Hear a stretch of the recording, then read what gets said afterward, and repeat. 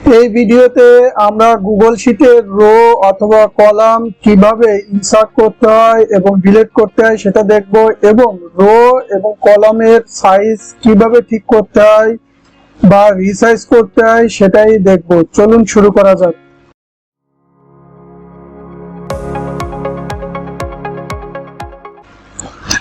তো আমার এখানে একটি টেবিল সাজানো আছে।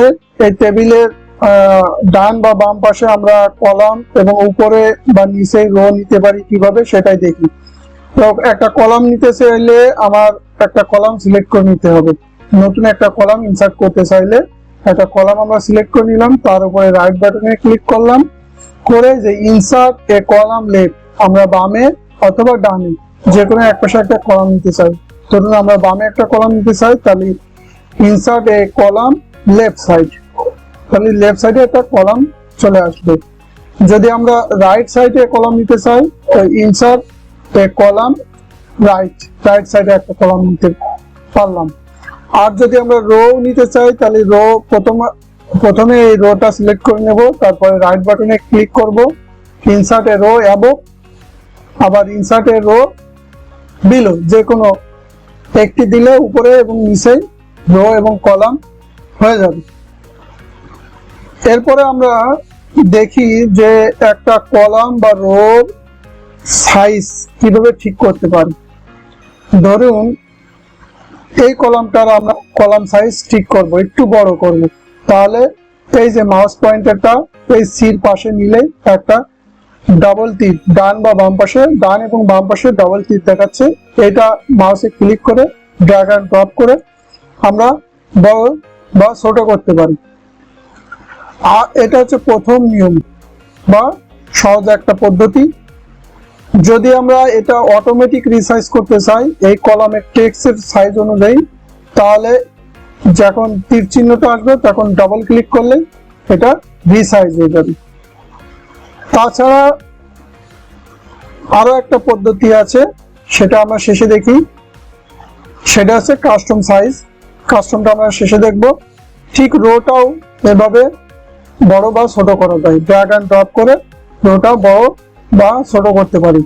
আবার যদি টেক্সটের এরিয়া অনুযায়ী আমরা অটোমেটিক রিসাইজ করতে চাই, তাহলে এই যে ডাবল তীর আসলে এর উপর ডাবল ক্লিক করলেই এটা রিসাইজ হয়ে যাবে। এখন আমরা দেখব যে কাস্টম সাইজ দিতে পারি কিভাবে।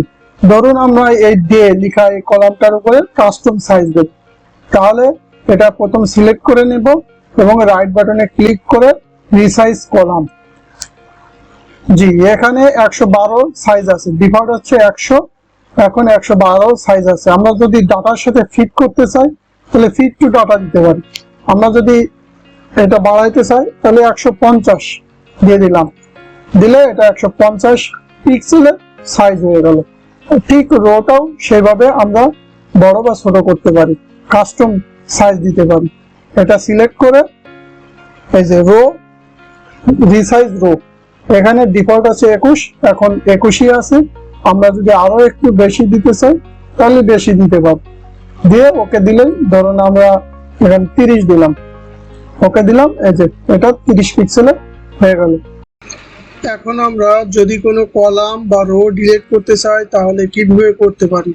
কলাম এবং রো ডিলিট করার একদম সহজ পদ্ধতি হচ্ছে কোনো একটা কলাম সিলেক্ট করে নেওয়া এবং তার উপরে রাইট বাটনে ক্লিক করে ডিলিট করা। কলামটা ডিলিট হয়ে গেল। এটার উপরে যদি আমরা রাইট বাটনে ক্লিক করে ডিলিট কলাম দিই তাহলে এটা ডিলিট হয়ে যাবে। আবার রোর ক্ষেত্রে একই নিয়ম, রোটা সিলেক্ট করে রাইট বাটনে ক্লিক করে ডিলিট, এটাও যদি আমরা ডিলিট করে দিতে চাই রাইট বাটনে ক্লিক করে ডিলিট রো, আমাদের কলাম এবং রো ডিলিট হয়ে যাবে। তো আপনারা কাজ করার সময় কলাম এবং রো যদি বাড়াইতে চান তাহলে এভাবে মাউসের রাইট বাটনে চাপ দিয়ে লেফট বা রাইটে কলাম নিতে পারেন এবং রোটা উপরে এবং নিচে নিতে পারেন। আর রিসাইজের কলাম বা রো রিসাইজের 3টা পদ্ধতি দেখলাম আমরা, drag and drop, double click এবং কাস্টম রিসাইজ।